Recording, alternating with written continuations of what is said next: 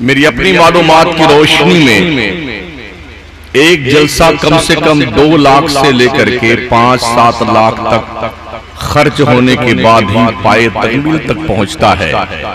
Refund क्या मिला है आपको, मुझे ये बताएं।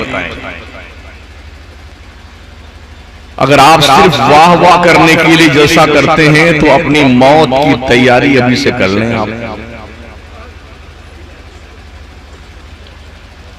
अगर आप ये सोचते हैं कि शमसुद्दीन कादरी आया है और जन्नत का टिकट देके जाए तो मेरे बाप के पास भी मेरा खुद का टिकट नहीं, मैं आपको कहां से दूंगा।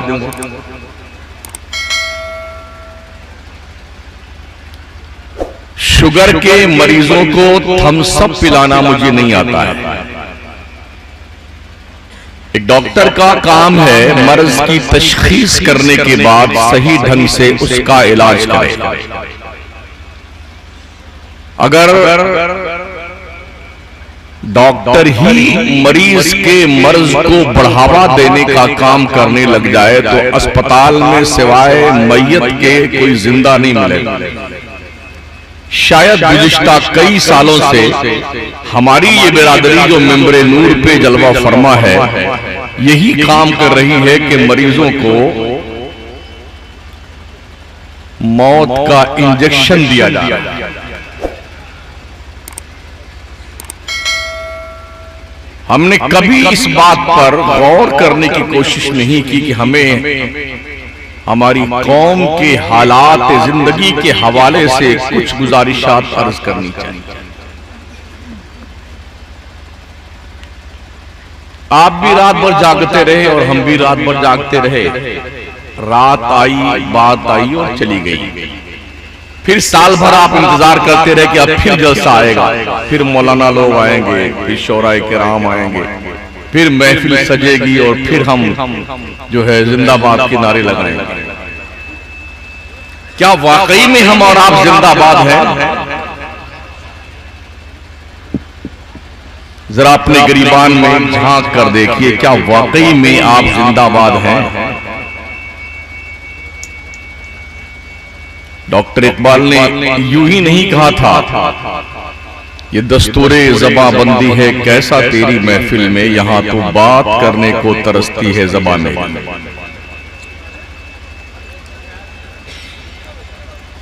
मुल्क के नक्शे पे 36 घंटे में वो हालात भी इस मुल्क ने देखे हैं कि लबकुशाई की जुर्अत पर जेल की सलाखों के पीछे लोगों को डाल दिया जाता है। और हम हैं कि पिछले 50-60 साल से जन्नत का टिकट बांटते फिर रहे हैं। ऐसा नहीं कि हमारी कौम के पास पैसे नहीं हैं, पैसे बहुत हैं मगर मिसयूज ज्यादा है।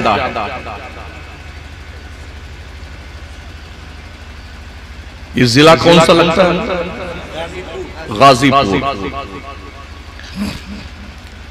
गाजीपुर में फर्ज कीजिए अगर पूरे जिला के अंदर 25 दारुल हैं तो 25 दारुल के 25 जलसे तो होते होंगे।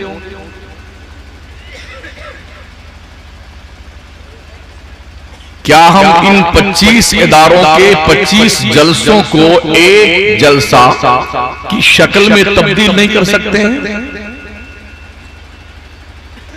जिले का जो सबसे बड़ा इदारा हो उसके परचम तले सारे मदरसों का एक जलसा हो और जो हर मदरसे का 2-3 लाख पर एयर जलसों पे खर्च होता है, उस 2 लाख रुपए से कम 2 कमरा तो मदरसे का बन जाएगा।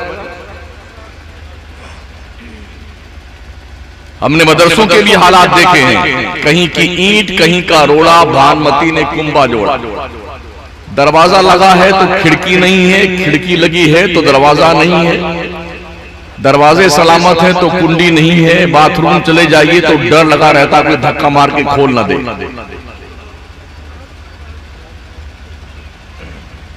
जिस कौम के पास ढंग के स्कूल नहीं है, जिस कौम के पास ढंग का दारुल नहीं है, जिस कौम के पास कोई मेडिकल कॉलेज नहीं है, हॉस्पिटल नहीं है, जिस कौम के पास कोई यूनिवर्सिटी नहीं है, हाँ, एक काम जरूर हमारे पास है, जिस जिस गांव में जितने मज़ारात हैं, हर मज़ार का हर साल उर्स होगा और एक एक उर्स पर 2-2, 4-4, 5-5 लाख रुपए जरूर हम खर्च करेंगे। गलत कह रहे हैं? आप सुनोगे तो सुनाएंगे, हम नहीं सुनोगे तो सुनाएंगे, हमारा काम यही। इसलिए कि हमें इस बात का शौक नहीं चर्राता है कि अगले साल मुझे फिर आप बुलाइए। मैं आया हूं, मैं दिखाऊंगा दाग चेहरे का, मैं आईना हूं, दिखाऊंगा दाग चेहरे के, जिसे बुरा लगे वो सामने से हट जाए।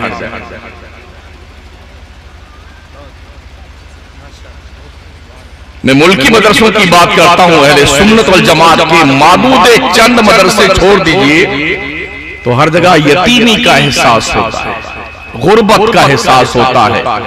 बड़ी कसम फुर्सी की आलम में एक मदरसा चलता है, और जो मदरसे एडेड हैं उनकी कंडीशन ये है, वो लातम जूतम पैजार, वो पैसा लूट खसोट, इतने लाख हम लेंगे, वो लेंगे, इस काम में सारा काम चल रहा है। पढ़ाई के नाम नीलबटा सन्नाटा, 2-2 कमेटियां बनी हुई, 3-3 कमेटियां बनी हुई, और सारे पैसे मुकदमात पे हमारे खर्च हो रहे। है कोई समझाने वाला इस कौम को?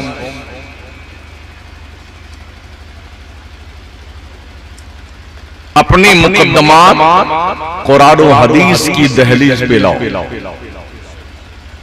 और कुरान और हदीस जो फैसला दे दें उसे सरे तस्लीम खम करके मान लिया करो। वरना हमने कचहरियों में भी 25-25 साल से, 50-50 साल से दीवानी लड़ते देखा है मुसलमानों। कभी कभी वकील लोग भी मिल जाते हैं रास्ते में चलते फिरते, पूछते मौना क्या करते हैं? तकरीर करते हैं भाई साहब। क्या आप मुस्लिम कौम को समझाते नहीं हैं? हमने कहा यही तो अलमिया है, लोग समझते नहीं, समझाते तो हम हैं। हमने कहा खैरियत तो? बोले मुसलमानों की औरतें जब तलाक उनको लोग दे देते हैं तो 3-3, 2-2, 4-4 बच्चों को लेकर के आकर के कोर्ट और कचहरी की चक्कर लगाया करती हैं बड़ी जिल्लत के साथ। इसलिए कि हमारी कौम अपनी बच्चियों को उनका हक नहीं देती। है कोई बाप जिसकी प्रॉपर्टी से उसकी बेटी को हक दिया गया हो? इस मजमे में है कोई? लिज़्ज़कर मिस्लु हज़्ज़िल उन्सयैन, बाप की वरासत में बेटी का हक होता है। ओ शादी ब्याह पर लाखों रुपए खा करके अपनी तोंद फाड़ने वालों और बेशर्मी और बेगैरती की चर्बी चढ़ा करके पूरे गांव में अपने नाक ऊंचा करके घूमने वालों, मुझे बताओ क्या तुमने अपने बच्चियों को हक दिया? अगर नहीं दिया है तो मरने के बाद अपने रब को जवाब देने के लिए तैयार। वहां तुम्हारा बाप तुम्हें छुड़ाने नहीं आएगा, तुम्हारा सरपंच और प्रधान जी तुम्हारी हिमायत में नहीं खड़े होंगे। हाल तुम्हारा ये होगा ना, वयक़ूमुर रूह वल मलाइका सफ़्फ़न ला यतकल्लमूना इल्ला मन अज़िन लहुर रहमान व क़ाला सवाबा। किसकी जुर्अत है जो अल्लाह के दरबार में बात करने की सकत रखता? जहां जिब्रील और फरिश्ते भी कांपते होंगे बात करने को, है कोई जवाब देने की जुर्अत रखने वाला अल्लाह को? रब फरमाता वत्तकू यौमन तुरजऊना फीहि इलल्लाह, बंदे डर उस दिन से जिस दिन अल्लाह के दरबार में तेरी पेशी होने वाली।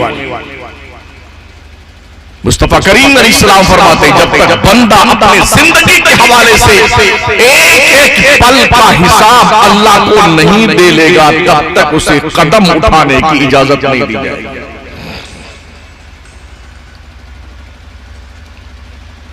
लोग अरे मौलाना क्या बात करते हैं, जो का देख लेंगे वहां पर, गांव की पंचायत लगी है देख लोगे।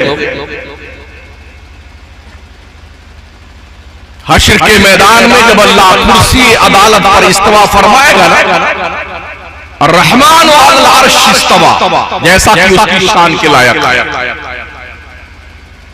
तो अल्लाह फरमाएगा, ओ दुनिया के तुर्रम खान और ओ पठान साहब, खान साहब, सरपंच साहब, अल्लामा साहब, फहामा साहब, पीर पगड़ी उछालने वालों, लेमनिल मुल्कुल यौम, बहुत टर्राते फिरते थे ना कि मेरी बिल्डिंग, मेरा बंगला, मेरी गाड़ी, मेरी जायदाद, ओ पगले बोल आज किसकी बादशाह?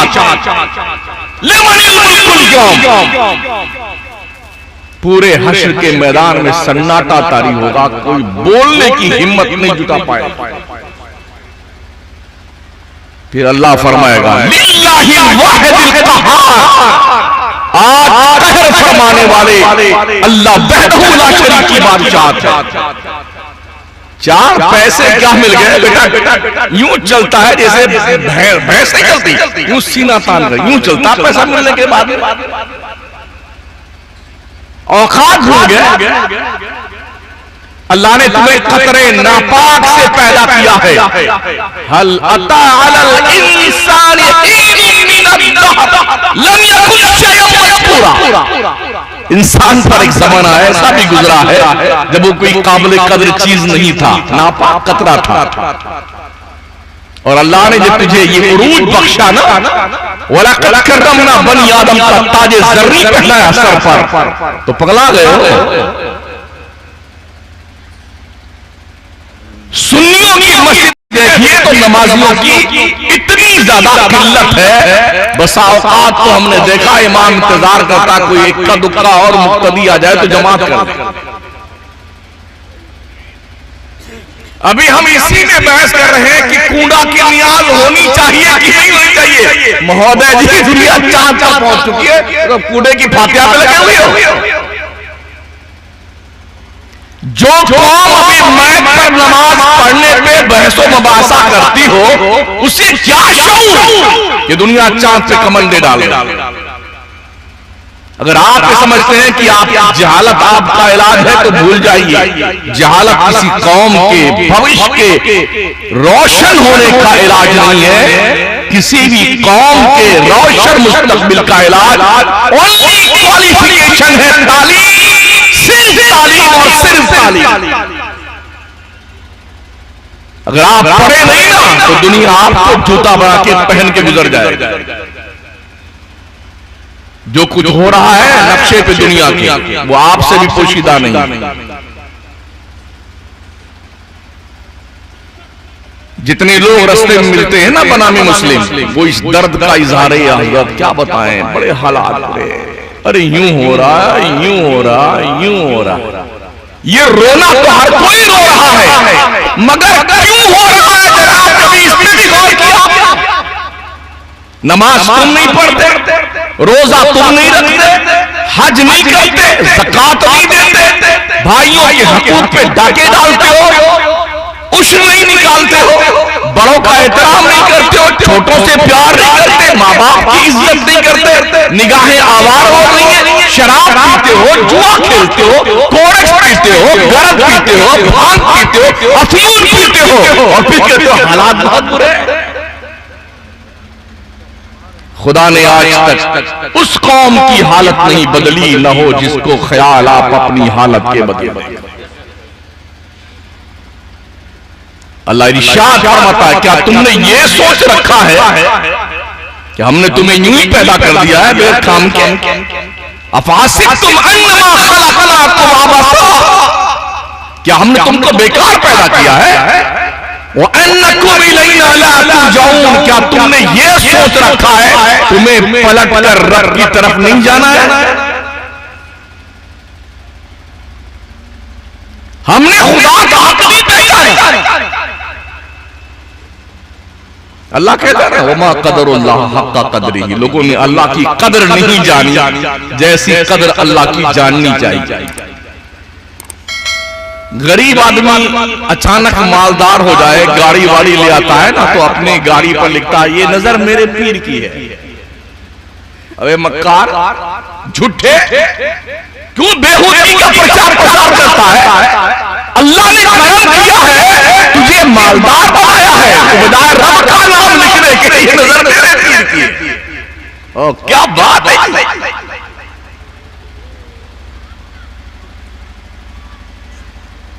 हमने खुदा का मकाम नहीं पहचाना, जाने किस किस को पुकारेंगे, पुकारो ठीक है, लेकिन अल्लाह ने फरमाया वलिल्लाहिल अस्माउल हुस्ना फदअहु बिहा। ओ बंदो, तेरे रब के बड़े अच्छे अच्छे नाम हैं, अपने रब को उन अच्छे नामों से पुकारा कर। क्यों नहीं पुकारते? जब कभी इन अनामीन पर गुफ्तगू पहली बात तो हमारे यहां होती नहीं, इसलिए कि इमाम के लिए भी फिक्स है, हर महीने में 4 बुजुर्ग का उर्स आ गया तो 4 जुम्मा 4 बुजुर्ग के नजर हो गए। एक जुम्मा में इसकी करामत, दूसरे उसमें करामत, तीसरे में उसकी करामत, चौथे में उसकी करामत। ये चलो 20-15 मिनट का टाइम जो कौम को कुछ सिखाने का होना चाहिए ना, वो बुजुर्गों के करामत बयान करने पे इन्ना लिल्लाह व इन्ना इलैहि राजिऊन सब खत्म। कौन सिखाएगा इनको जो हफ्ते में एक दिन जलवा फरमा होते हैं मस्जिद में? हमारा सुन्नी एक दिन नमाज पढ़ने आता है इल्ला माशाअल्लाह, जुम्मा के दिन। वो भी कब आएगा जानते हैं? जब अज़ान खुतबा शुरू होने का वक्त होता है, तब चलता है चर्राता को अपने घर से। अब बेटा आएगा ना तो कोशिश ये होगी चीरता फाड़ता हुआ इमाम के बिल्कुल पीछे जाके खड़ा हो, और ये लौ लगा के रखता, अगर इमाम साहब की सरक जाए तो मुसल्ले जाके जाते। जिस कौम को खुदा के घर में आने के आदाब ना मालूम हो, वो कौम तरक्की कर सकती है?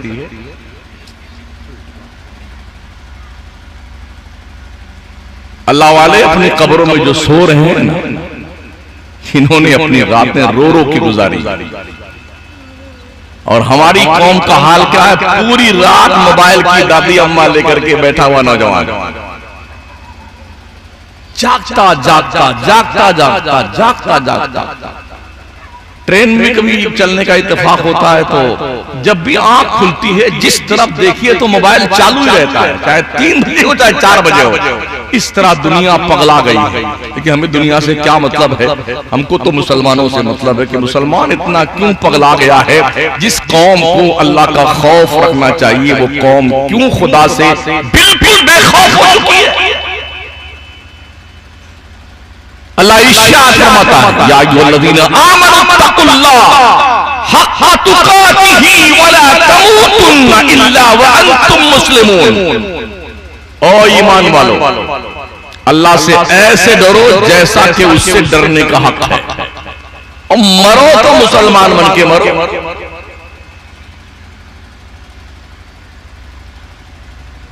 हम खुदा से नहीं डरते, बल्कि सबसे डरते हैं।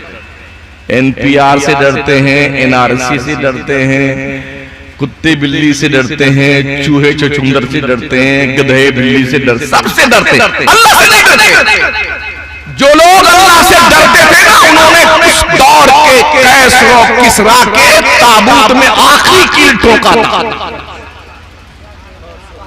वो chicken chilli, pizza, hot dog ये सब नहीं खाते थे, जौ की सूखी रोटी हलाल की कमाई की खाते थे। फटी जूतियां पहन करके जो सुपर पावर को धूल चटाई थी, कयामत तक कोई किसरा और कैसर दोबारा पैदा नहीं हो सकता है। मेरे मुस्तफा ने फरमाया था, इज़ा हलका किसरा फला किसरा बादा व इज़ा हलका कैसरा फला कैसरा बादा। जब किसरा बर्बाद होगा, कयामत की सुबह तक कोई दूसरा किसरा पैदा नहीं होगा, और जब कैसर हलाक होगा, कयामत तक कोई दूसरा कैसर नहीं पैदा होगा। किन्होंने? फटे कुर्ते पहनने वालों, फटी जूतियां पहनने वालों। लोगों ने पूछा था ना, कहां आए हो? हमारे मुल्क को फतह कर दे, तुम्हारी औकात है? ढंग के खाने तुम्हारे पास नहीं है, ड्रेस तुम्हारे पास नहीं है, अच्छी अच्छी तलवारें तुम्हारे पास नहीं है। तो मुसलमानों का एक ही जवाब था, हम तलवारों पे भरोसा करके नहीं चलते हैं, हम अपने रब पे भरोसा करके चलते हैं। कितना कॉन्फिडेंस था अपने रब की कुदरत और जात पर उस दौर के मुसलमानों को। वो 313 जिन्होंने दुनिया का नक्शा बदल के मैदान में बदला था, उन 313 मुसलमानों के नस्ल का आज अगर काउंट करें तो तकरीबन 2.5 अरब से 2.25 अरब की तादाद में मुसलमान दुनिया के नक्शे पर है। दुनिया का हर 5वां व्यक्ति मुसलमान है, मगर इतना बुज़दिल है क्योंकि हराम खाता है, झूठ बोलता है, बेईमानी करता है, लूट खसोट करता है, जिना करता है, मक्कारी करता है, बेहुदगी करता है, अय्याशी करता है। और अब एक नया शौक चल रहा है, जो ज्यादा मालदार होते हैं वो कुत्ते पालते हैं। हाँ, अगर उन कमीनों से कह दो कोई यतीम पाला करो, किसी बेवाह की मदद कर दिया करो, नहीं, कुत्ते पालेंगे। 2-3 लाख के, 5-5 लाख के, 10-10 लाख के कुत्ते पालते हैं। और जो साबुन आम इंसान भी नहीं इस्तेमाल करता, उस साबुन और शैम्पू से उसको गुस्ल फरमाया जाता है कुत्ते को। बेड कुत्ता सोता है, मर्सिडीज कार में कुत्ता घूमता है।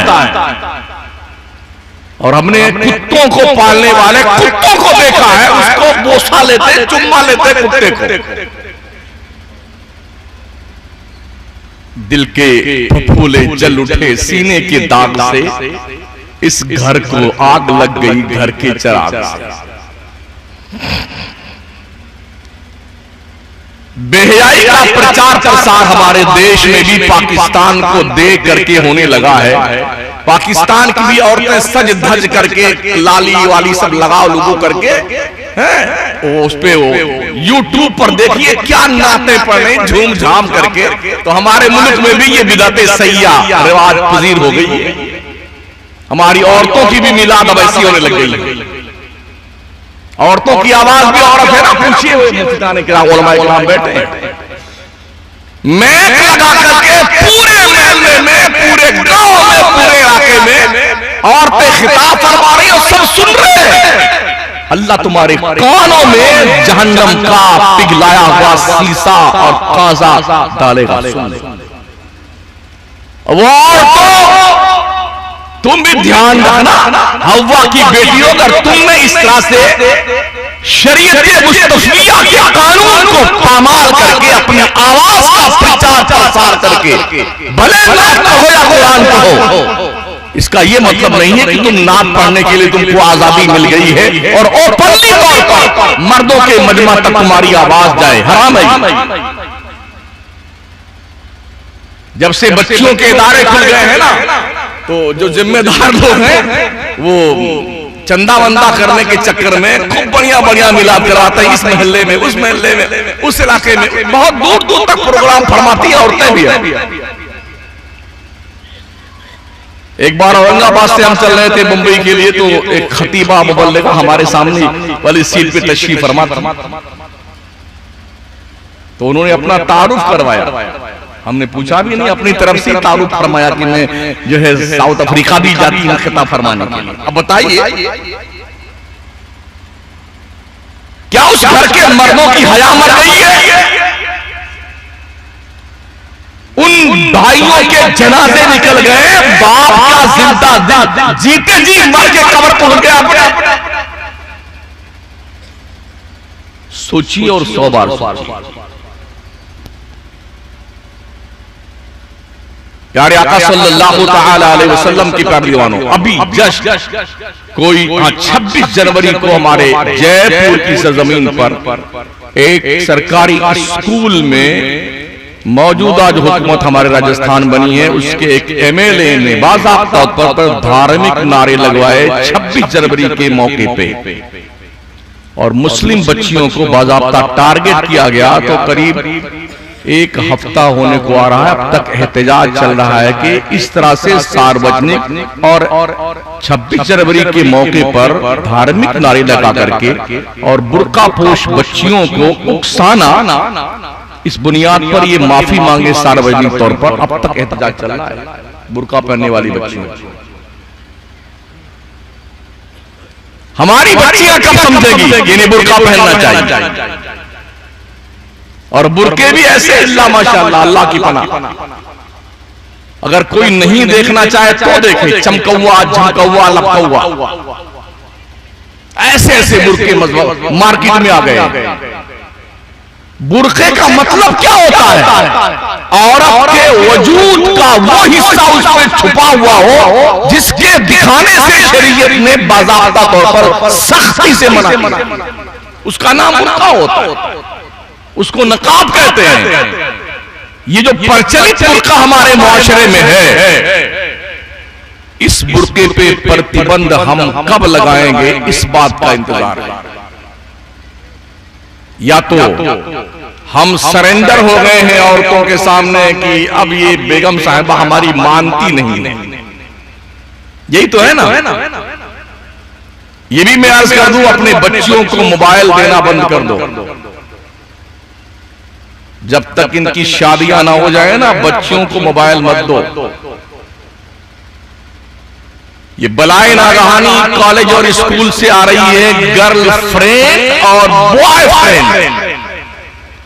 ना अम्मी जान को पता है, ना मुन्नी के पापा को पता है, ना उसके भाई जान को पता है। कैफे में जा रही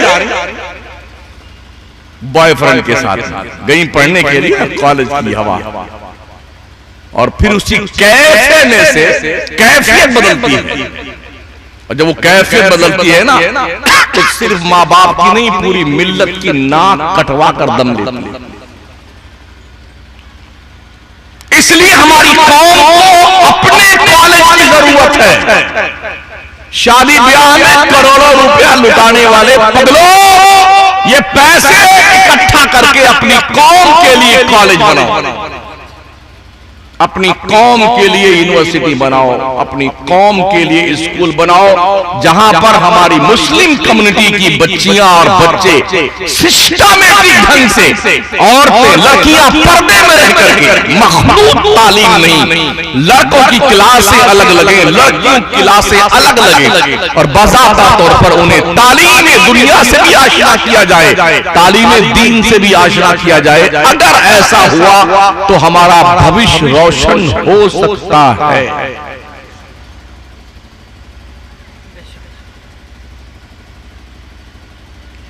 रसूल रहमत सल्लल्लाहु तआला अलैहि वसल्लम की प्यारे दीवानों, कॉलेज के हालात इतने बुरे हैं ना, जो बयान से बाहर है। आप तो बड़े खुश होते हैं, अरे हमारी बेटी जो है वो दिल्ली में पढ़ती है, अकेले दिल्ली में पढ़ती है। महंगाई का दौर है, शेयरिंग बेस कमरे ले जाते हैं, 2 लड़का 1 लड़की एक कमरे में, तीनों अजनबी, 3 लड़के 1 लड़की, 2 लड़की 3 लड़के। हालात का जायजा नहीं, और एक फिंगरप्रिंट के नीचे मोबाइल की स्क्रीन पर जहन्नम के दहकते हुए बेहयाई, बेशर्मी, उरियानियत के शोले जो पूरी आबादी को भस्म करने की तैयारी में, उसको देखिए। क्या ये तसव्वुर कर सकते हैं कि आपकी आबरू बची रहेगी? ये स्कूल और कॉलेज के बच्चे और बच्चियां अपने टीचरों के साथ कभी कभी भ्रमण पर निकलते हैं। कुल्लू मनाली घूमने जा रहे हैं, कोई कश्मीर घूमने जा रहे हैं, कोई आबू रोड घूमने जा रहा है, तो कभी कभी हम भी फंस जाते हैं उसी ट्रेन में, हम भी सफर कर रहे होते हैं। तो जानते हो पूरे रास्ते पर क्या होता है? अब्बा हुजूर समझते हैं मेरी बेटी पढ़ रही मेरी गुड़िया, और गुड़िया वहां ट्रेन में जानते हो गुल खिला रही, कोई किसका गाल नोच रहा है, कोई किसका टॉपर खींच रहा है, कोई किसकी चुमकी काट रहा है। आंखों देखी बात, खबीस नींदें हराम कर देते हैं। आप समझते मेरी बेटी पढ़ रही है? अगर आंख नहीं खुलती है महोदय जी, तो कोई ढंग का सुरमा लगा लीजिए ताकि आंखों में रोशनी आ जाए। ये वो जख्म है जो मैंने अपने अल्फाज में आपके दहलीज़े समात तक पहुंचाने की जुर्अत की है। संभालो अपने बच्चों को और संभालो अपनी बच्चियों को, इन्हें पढ़ाओ, तालीम दो इन्हें।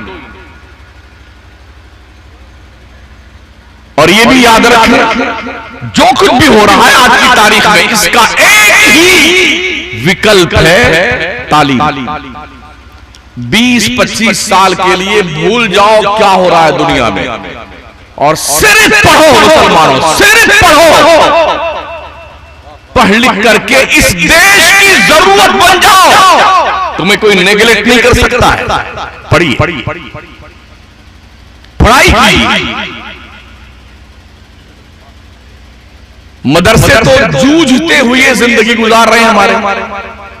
ये भी मैं अर्ज कर दूं, मदरसों में 5% मुसलमानों के बच्चे पढ़ने आते हैं। स्कूल और कॉलेज में 95% बच्चे पढ़ने जाते हैं मुसलमानों के। पता है आपको कॉलेज और यूनिवर्सिटी में कितने सुन्नी लेक्चरर हैं?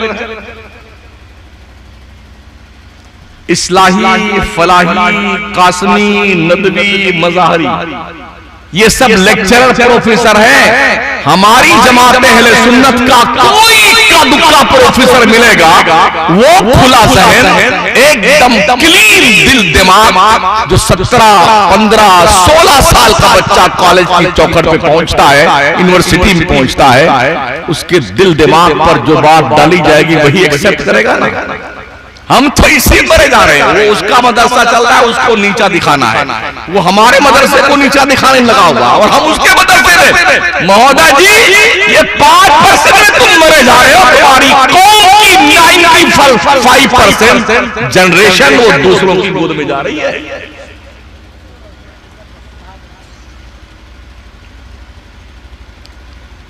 मेरे शहर का एक बच्चा जो बहुत काबिल, माशाल्लाह, अच्छी अरबी, हर फन का अच्छा जानकार, जब वो दिल्ली में जामिया मिल्लिया पढ़ने गया तो दीनियात का सब्जेक्ट पढ़ाने के लिए एक नॉन मुस्लिम कम्युनिटी की एक लेडी आई। दीनियात मजहब पढ़ाने के लिए गैर मुस्लिम हमें पढ़ाने आया। उसने 35 मिनट की पूरी घंटी अरबी में उसने स्पीच दिया। गैर मुस्लिम ने, लेडी ने, प्रोफेसर ने। उसने कहा, हज़रत मैं अरबी का छात्र था, इसके बावजूद भी बहुत सारी बातें बाउंसर जा रही थी। गैर लोग आपकी तालीम पर इतना फोकस डाल करके मेहनत कर रहे हैं, और जिस कौम के पास एक खजाना मौजूद है, ये ढोल बजाने में लगी, ढोल बजाने में, उर्स करने में, बाबा का हुलूस करने में लगी, चादर चढ़ाने में, गागल चढ़ाने में। अभी YouTube का जमाना है ना, ये सब बैठे हैं माशाल्लाह, बहुत लंबे लंबे चौड़े चौड़े लेकर के बैठे हुए। ये भी ऐसा ऐसा हेडिंग लगाते हैं, ओ जहर उगलता हुआ बयान, अंगारे फेंकता हुआ बयान। भाई साहब कुछ रहम कर दिया करो आप लोग। हाँ, उसने उसकी वाट लगा दी, उसने उसकी वाट लगा दी, वो उसके रडार पे आ गए। हम आपके रडार पे नहीं, इस वक्त आप हमारे रडार पे हैं। सोचिए और 100 बार सोचिए।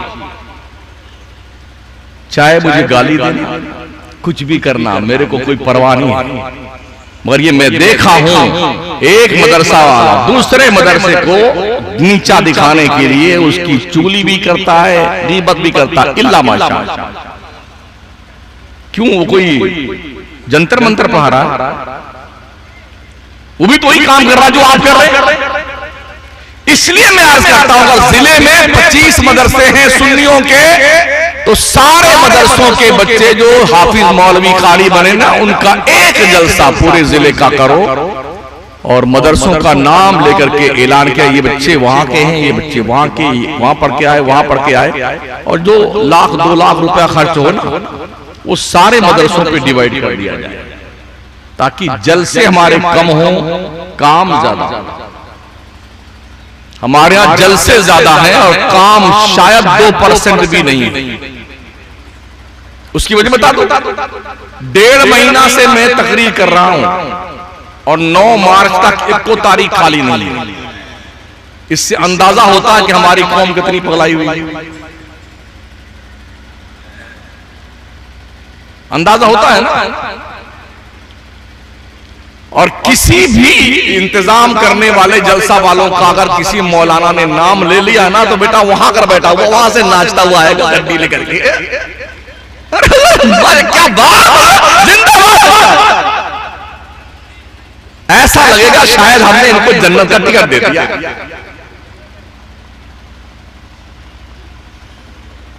तो मैं अर्ज कर रहा था, कैफे में, होटलों में, पार्कों में बच्चियां घूम रही होती है, हम समझते हैं कि पढ़ने गई। अगियार ने अपनी बच्चियों को हमारी बच्चियों के साथ घाल मेल करके जिंदगी गुजारने की ट्रेनिंग दी हुई है, और फिर वो अपने साथ अपने घर ले जाती हैं, अपने साथ अपने दोस्तों से उसका परिचय करवाती हैं, फिर वो अपने दोस्तों के साथ उनकी हंसी मजाक चलती है, और फिर वो लेकर के कभी इस होटल में कभी उस होटल में, फिर ये कभी सुनने में आता ओहो यूं हो गया। और फिर साल नहीं गुजरते हैं, हम ये भी पढ़ते हैं कि वो फला मुसलमान की बच्ची थी, उसकी लाश कटी हुई जो है नदी में पड़ी हुई नहीं।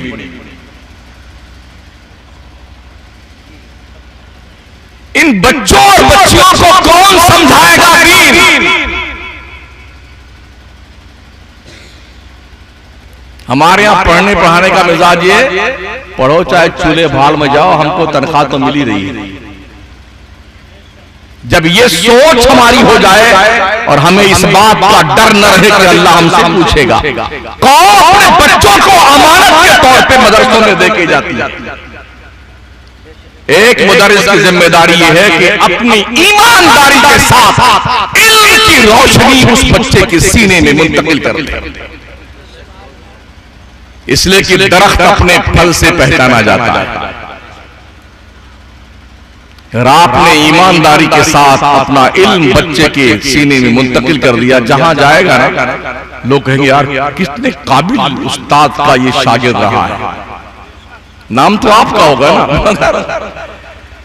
बैठे मदरसे में, अब पान चल रहा है, क्लास भी चल रही है, अब पान बेटे खाए कूचे जा रहे, कूचे जा रहे। इतना बड़ा डब्बा होगा दाल का धरा हुआ है, पिचकारी मार रहे हैं बैठे।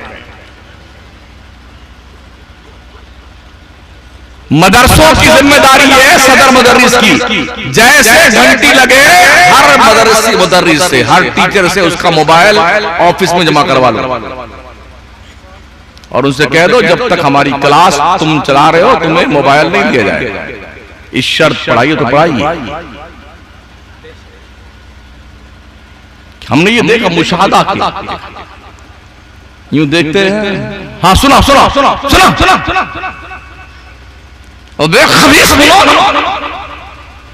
देख यहाँ रहा है खबीस सुना रहा हूं, क्या सुनाएगा?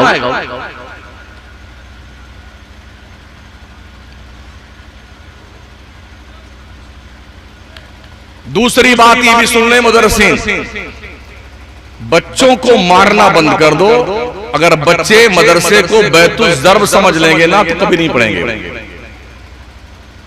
हमने देखा है अगर घंटी लगने का टाइम 7:30 बजे का है, कोई बच्चा अगर 5 मिनट लेट हो गया ना, इतना मोटा डंडा लिए खड़े रहेंगे, सलाम हो जाने के बाद जो धुनाई उसकी बेचारे की होती है ना, जो धुनाई, लगता किसी धोबी को गुम हुआ गधा मिल गया है, अब मारो इसको कायदे से। इतना मारते उस बच्चे को। हमने कॉन्वेंट के स्कूलों में देखा है ना, स्कूल के गेट पर 2-2, 3-3 औरतें खड़ी रहती है चॉकलेट लेकर के। बच्चा आता ना पढ़ने, वेलकम वेलकम वेलकम, हाँ लाडले चॉकलेट खाओ। बच्चे वहां पढ़ने जाएंगे, यहां पढ़ने आएंगे। मैं करंट इश्यूज पे गुफ्तगू कर रहा हूं। बाज़ाब्ता तौर पर ईसाई मिशनरी ये काम कर रही है, जिन स्कूलों में छोटे बच्चे पढ़ते हैं 3-4, अगर आज कोई ऐसा स्कूल खोल ले के बच्चा पैदा होते ही लाके हमारे पास रख के जमा कर, तो लोग इतना तंग है अपने बच्चों से, इधर पैदा हुआ जमा कर लीजिए, फीस हम देते रहेंगे, आप धर के आ जाएंगे। और 3 साल का बच्चा, बेटे जिसको ढंग से चलना नहीं आता, इतना बड़ा बोझ लाद दिया उसकी कमर पर, वैन में बिठा दिया है, वो सोता हुआ जाता, यूं गिरता है वैन में। जब तक घास में रहेगा वो टेबल पे सोता रहता है, क्या खाक पड़ेगा बच्चा? अभी से तुमने उस बच्चे को कोई डॉक्टर बनाना है? ओ माँ और बापो, अपने बच्चों को 5 साल की उम्र तक घर में ही तालीम दो, ढंग से कलम पकड़ना सिखाओ। अब इसे कोई डॉक्टर वाक्टर नहीं बनेगा तुम्हारा बच्चा। जिस वक्त बच्चों को माँ का प्यार चाहिए होता है, उल्फत चाहिए होती है, जिस वक्त माँ के आंचल में बच्चों को ममता की खुशबू महसूस की जानी चाहिए, उस वक्त को तुमने बर्बाद करके वैन के हवाले कर दिया। क्या पड़ेगा बच्चा?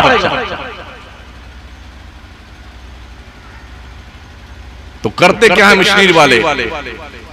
छत के ऊपर उन्होंने अपने बंदे सेट कर रखे हैं, सारे छोटे छोटे बड़े बच्चे बैठे हुए हैं। बच्चों आंखें बंद करो, सब बच्चे बंद कर लेते हैं।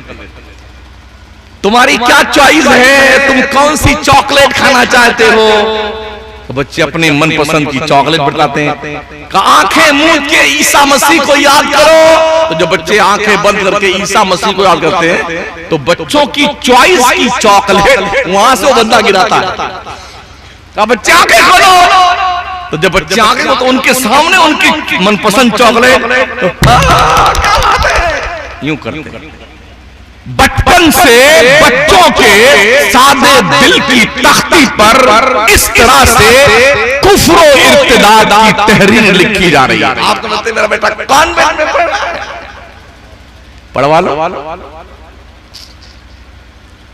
पढ़ा लो कॉन्वेंट में। और इसका विकल्प अगर हमारी बिरादरी ने नहीं दिया, हमारे उलमा ने, हमारे सठियाए हुए सेठों ने, कि कम से कम हमारी कौम के बच्चों का ढंग से इलाज करें हम, तो मरने के बाद कब्र से ही दुराई शुरू हो जाएगी। ना मौलाना की खैर है, ना पीर साहब की खैर है, और ना सठियाए हुए सेठ, सब मारे जाएंगे। तो अभी मरे नहीं हम, हमें इस्लाह करने की जरूरत है, हमें गौर और फिक्र करने की जरूरत है। अल्लाह फरमाता है, लोगों ने अल्लाह की कदर नहीं जानी जैसी कि उसकी कदर करनी चाहिए थी। हमने रब की दहलीज पे कुछ मांगने का कॉन्सेप्ट खत्म कर दिया। आइए तारीमात मुस्तफा का और किरदार मुस्तफा अलैहिस्सलाम का जायजा ले। जब हवा तेज चलती थी, हुजूर सल्लल्लाहु अलैहि वसल्लम मस्जिद नबवी से दूर रहते थे, बहुत तेजी से चल के आते और बस मस्जिद शरीफ में आते और नियत बांध के नमाज पढ़ने लगते। आधी चलती तो हुजूर नमाज की नियत बांध लेते, बादल गरजते तो हुजूर नमाज की नियत बांध लेते थे। क्या हम भी ऐसा करते हैं? खुदा की पनाह में हम आना नहीं चाहते। हदीस शरीफ में आया है, जब बंदा फजर की नमाज पढ़ लेता है तो वो अल्लाह की हिफाजत में आ जाता है। जोहर तक अल्लाह की हिफाजत में रहता है। जोहर पढ़ ले तो असर तक अल्लाह की हिफाजत में रहता है। असर पढ़ ले तो मगरिब तक अल्लाह की हिफाजत में, मगरिब पढ़ ले तो ईशा तक, और ईशा पढ़ ले तो फजर तक अल्लाह की हिफाजत में रहता है। पांचों वक्त की नमाज पढ़ लो, अल्लाह की तरफ से इनाम क्या मिलता है? पूरा 1 घंटा 22 से 23 मिनट लगता है नमाज़े पंजगाना पढ़ने में। बकिया सारा वक्त हम सोते हैं, खाते पीते हैं, दुनिया का काम करते हैं। मगर चूंकि 5 वक्त की नमाज हमने पढ़ी है, फरिश्ते लिखते हैं कि ये 24 घंटा नमाज पढ़ता। कितना परसेंट इससे ज्यादा मुनाफा आपको चाहिए जो आपका रब आपको दे रहा है? दुनिया की बैंकिंग पॉलिसी कितना मुनाफा आपको देती है? 5%, 6%, 7%, 8%। रब इतना ज्यादा मुनाफा देता है कि तुम्हारा दामन तंग हो जाए।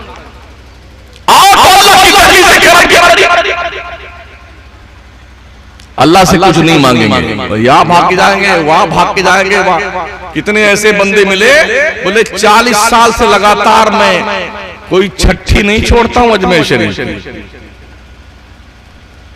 कहां लिखा हुआ? मुझे बताओ तो सही। ये छठी किस बला का नाम? हदीस शरीफ में, कुरान शरीफ में, किस किताब में छठी का जिक्र? 6 रजब को मेरे ख्वाजा की विसाल की तारीख है, उसे छोड़ दीजिए। हर महीने की छठी क्या है? बंबई, गुजरात, महाराष्ट्र और दूसरे इलाका जाके हमने ऐसे 1-2 नहीं लाखों लोगों को देखा है जिनकी छठी नहीं छूट रही। जब उससे मिले अजमेर में, कोई 50 साल से लगातार आ रहा है, कभी कजा नहीं किया। नमाज कजा हो तो चलेगा, जुम्मा कजा हो तो चलेगा, रोजा छूट जाए तो चलेगा। रमजान की छठी में देखा हमने, रमजान शरीफ का रोजा, और इधर जैसे छठी की फातिया लगी ना, रोजा रखे हुए तो कमबख्त उसमें से मिठाई उठा के खिलाता है उसको, जड़ से खा लेता हो, और रोजा भी आंखों देखी बात करता हूं। कितने गिर चुके हम लोग। जिस मोइनुद्दीन चिश्ती अजमेरी रहमतुल्लाह अलैह ने 70 साल तक ये पीठ जमीन से सोने के लिए नहीं लगाई, जाग कर अपने मौला की बंदगी की। कितने नमाज पढ़ते हो देखिए।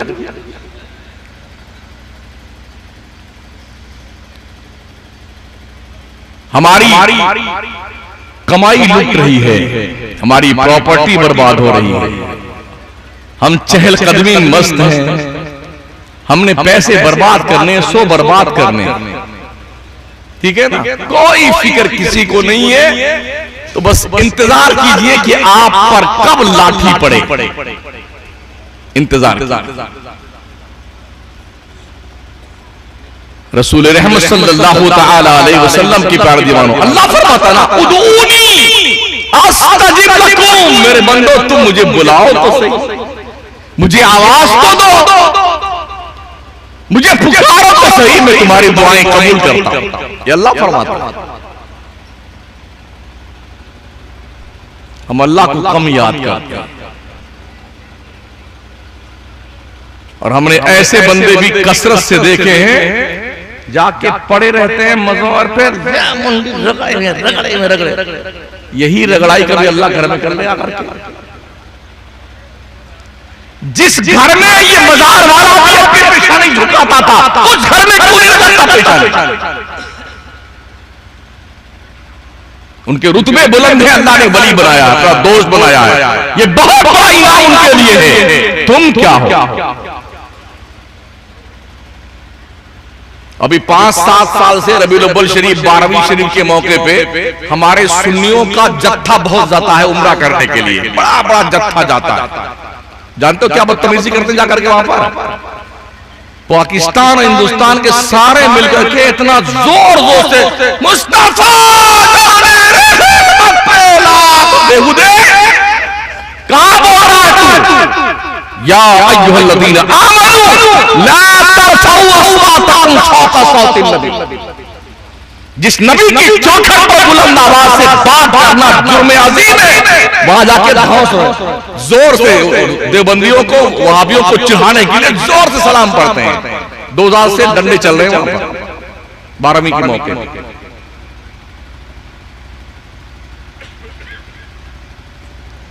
हुजूम करके लोग जा रहे हैं 12वीं शरीफ के मौके पे उम्रा करने के लिए, और पूरा चक्कर लगा करके हजार की तादाद में, जहां पर लोग बुलंद आवाज तो छोड़िए, अदब गाहे ज़ेरे आसमां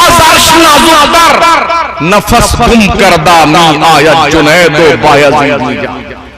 जहां जुनैद बगदादी और बायज़ीद बुस्तामी जैसा वली भी आता है तो सांस रोक लेता है कि बुलंद तेजी से सांस ले ले। अगर हुजूर की बारगाह में बेअदबी हुई तो क्या हो?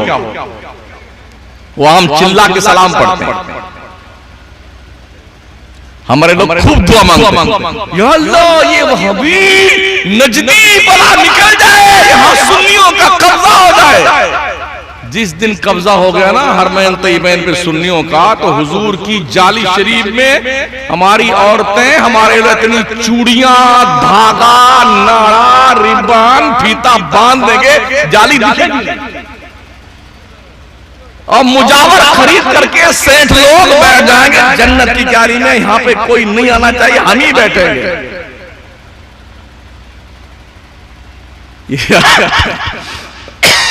अल्लाह की बड़ी मेहरबानी है, वो भले भगाते रहते हैं मगर हर एक की हाजिरी तो हो जाती बारगाह करम में।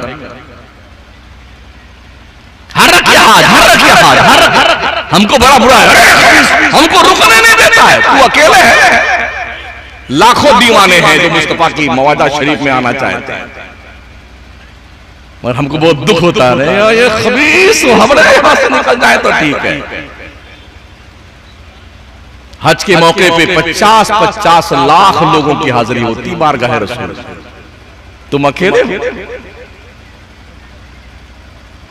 इतना बड़ा प्लान जो बाज़ाब्ता तौर पर सिस्टमैटिक ढंग से क्रिएट किया जाता है और कॉपरेट किया जाता है, कौन कर सकता है? ये निजाम कुदरत है, अल्लाह के फरिश्ते करते हैं।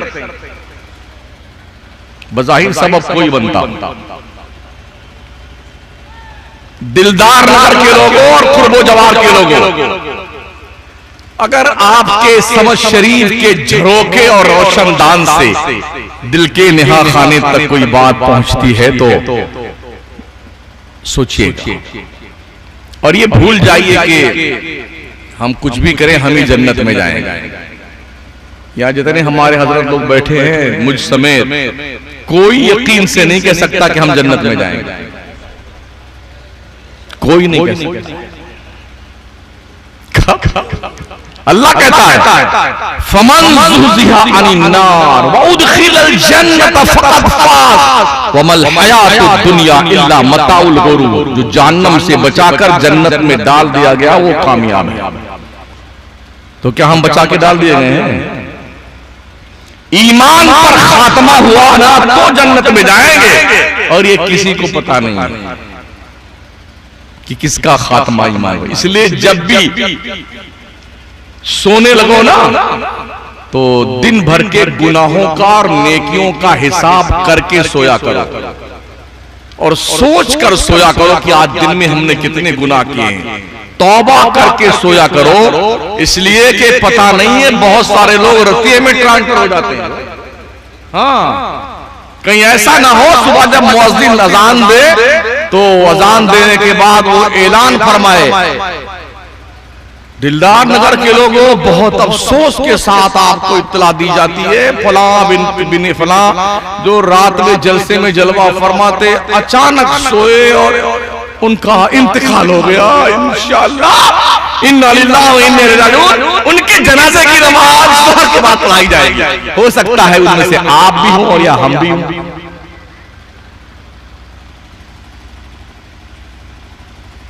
बड़ा दीदा दिलेरी देखिए हमारे। अरे मौलाना क्या बात करते हैं आप, अपनी खबर हमारी खबर में थोड़ी जाओगे। जब तुम्हारा बाप तुम्हारी खबर में नहीं जाएगा तो मौलाना की फालतू जाना है तुम्हारी खबर में जाने के लिए? और कब्र को तुमने ससुराल समझा है? पूछो बरेली के कलंदर से, इमाम इश्क मोहब्बत फरमाते हैं अंधेरा घर अकेली जान दम घुटता दिल उकताता, खुदा को याद कर बंदे वो साथ आने वाली। सैयदा फातिमा ज़हरा को जिस वक्त जन्नतुल बकी की कब्रिस्तान में उनकी कब्र में उन्हें उतारा गया ना, तो हज़रत अबू ज़र ग़िफ़ारी सरहाने खड़े हुए फरमाते हैं, ओ कब्र तुझे खबर है तेरे अंदर कौन आया है?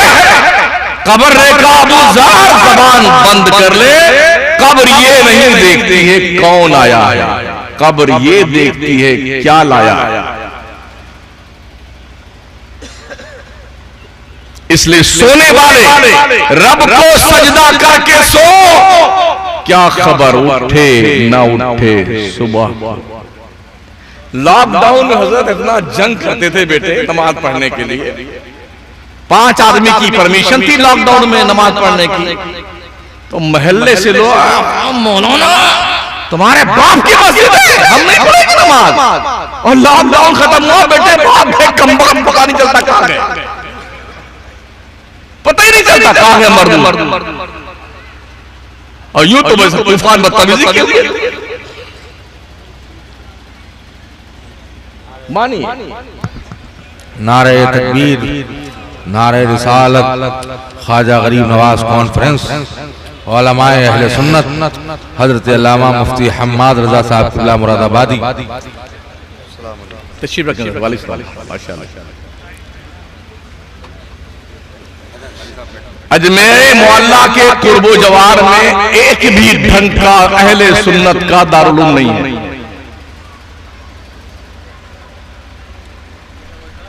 एक भी नहीं। मैं पूरे जिले की बात करता हूं। अजमेर शरीफ कहां बैठे हैं? गैर मुकल्लिद का मरकज, देवबंदी का मरकज, कादियानी का मरकज, जने किस किस का मरकज कायम।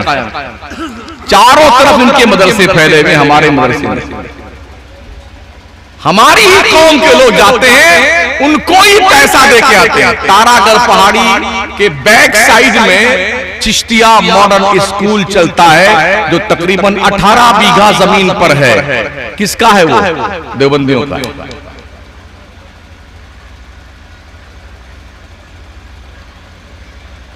वो पहाड़ी जिधर जिंदा शाह मदार के नाम से मंसूब है, उसके बैक साइड में, पूर्व साइड में एक गांव है रसूलाबाद, जहां पर 16 बीघा पे दारुल चलता है देवबंदियों। हमारे यहां कुछ नहीं। 7 तकरीरें मेरी मुआजा शरीफ में सरकार ख्वाजा के आस्थाने पे हुई, 8वें का नंबर नहीं आया था।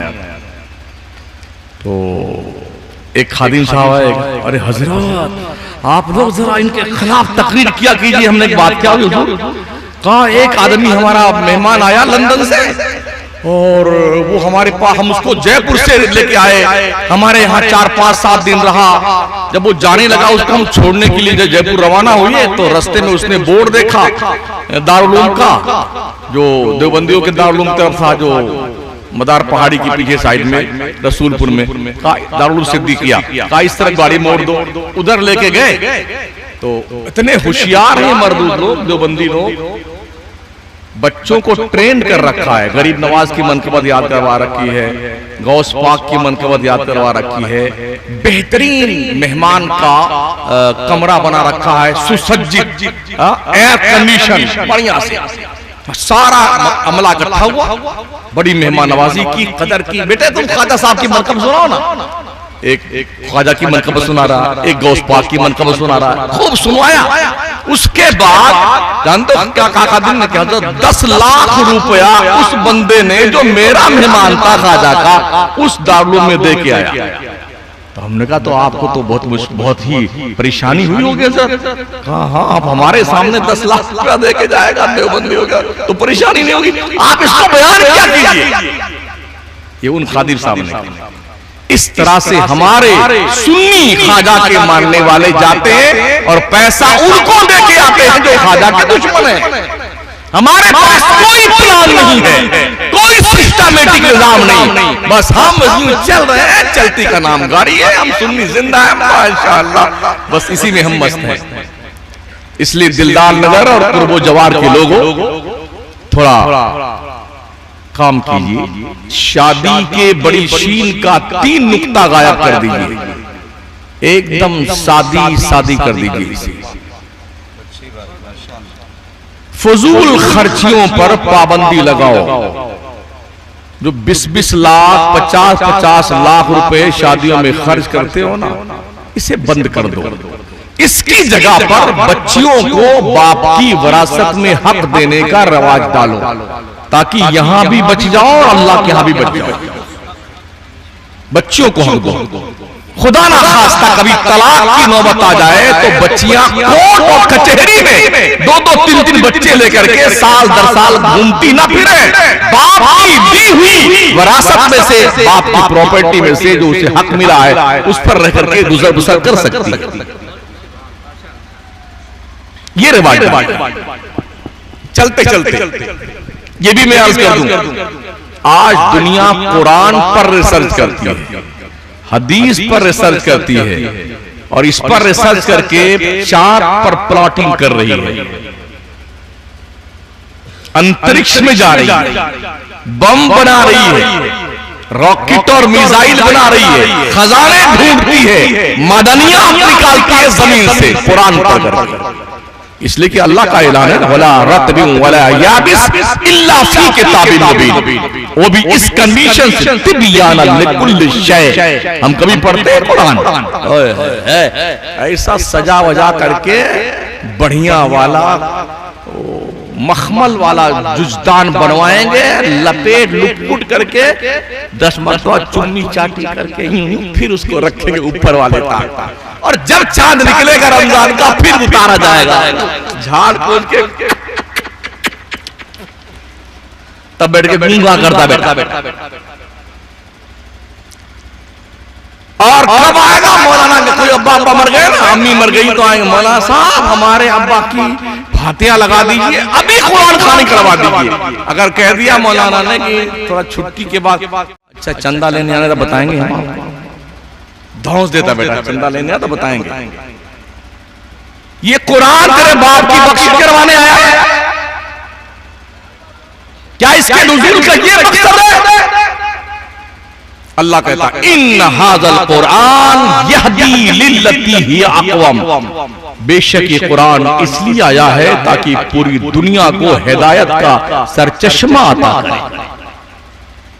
हमने कुरान के नुज़ूल का मकसद नहीं समझा, इसलिए हम कुरान से भी दूर हैं, मस्जिद से दूर हैं, जुम्मा की 2 रकात की नमाजी बन गए हैं, हमारी नस्ल बर्बाद हो रही है, जुआ सट्टा अय्याशी फहाशी एमडी अजीब अफयून चरस गांजा भांग, ये सब खाने पीने मस्त हो गई हमारी कौम के नौजवानों का ये हाल है।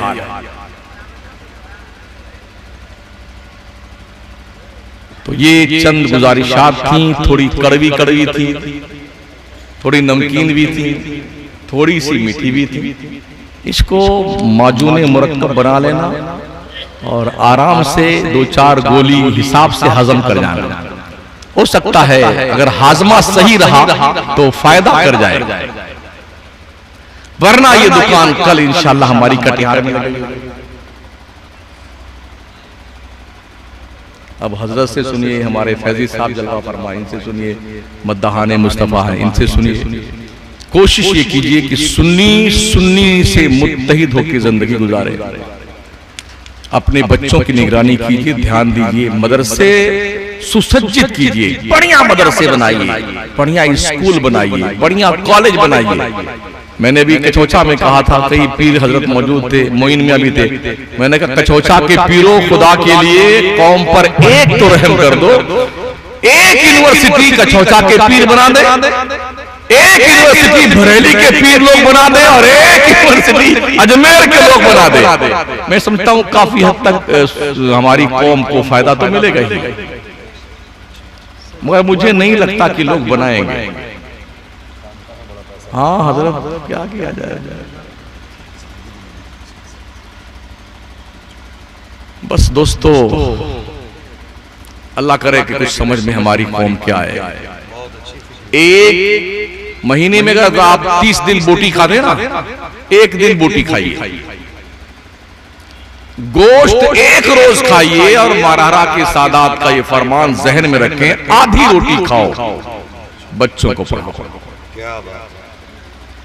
बच्चे पढ़ लिख गए तो सबसे बड़ी कीमती अमानत आपकी औलाद हो।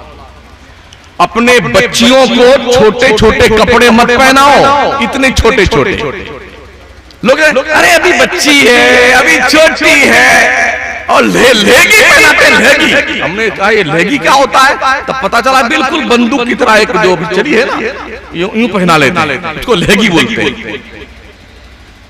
आज बचपन में ये नंगेपन का ड्रेस अपनी बच्चियों को पहनाओगे ना, थोड़ी बड़ी होगी वो जिद करेगी तो आपको फिर देना पड़ेगा। यही वजह है कि एयरपोर्ट पे जाइए, कहीं जाइए, ऐसा लगता है कि किसी और दुनिया में हम आ गए हैं। इतने बेहया लोग, इतने बेगैरत लोग, इतने बेशरम, मार औरत, बच्चे, बूढ़े, बाप बेटियों के साथ, भाई बहन सब ऐसे ही बेहंगम गधों की तरह घूम रहे होते, छोटे छोटे कपड़े पहन करके। फाइनल जुमला, हमारी कौम की शादियों में हम जब जाते हैं कभी कभी तो लगता ही नहीं कि मुसलमान की शादी। हाँ, दुपट्टे तो बहुत जल्दी पहले तशरीफ ले गए थे सर से बाहर, बारीक बारीक कपड़े की रोंगटा तक दिखता है, और उस पर कयामत ये कि अब बाल खुला खुला रख करके फिरिंगी बड़ी नाचती फिरती है लड़कियां हमारी। अगर भेजा शरीफ में कुछ बात आ रही है तो आइंदा अपनी कौम की बच्चियों, बहनों, माओं को तलकीन करना तुम्हारा मकाम आवारा बनकर जिंदगी गुजारना नहीं, कनीज़ान फातिमा बनकर जिंदगी गुजारना। अस्तगफिरुल्लाह रब्बी मिन कुल्लि ज़ंबि व अतूबु इलैह। ला इलाहा इल्लल्लाह मुहम्मदुर रसूलुल्लाह। अस्सलामु अलैकुम व रहमतुल्लाहि व बरकातहू।